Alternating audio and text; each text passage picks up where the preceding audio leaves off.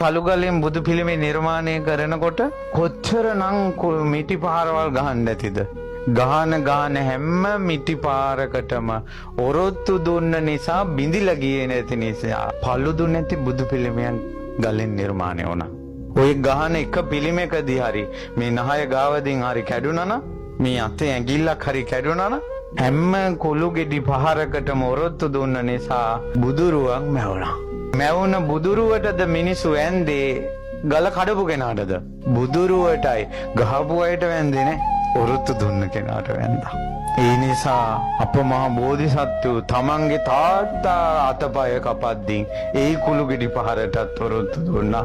දන් දෙන්න යද්දී මහ පොළොව දෙබෑ වෙලා ගිනි අඟුරු මතුවේද්දී ඒ ගිනි අඟුරු ගොඩේ දන් දීලා ඒ කුළු ගෙඩි පහරටත් ඔරොත්තු දුන්නා. ඉල්ලලා දරුමාල්ලොත් ඉල්ලලා හැම දෙයක්ම ඉල්ලගෙන එද්දී හැම දෙයක්ම දිදී ඒ කුළු ගෙඩි පහරට ඔරොත්තු දුන්නා.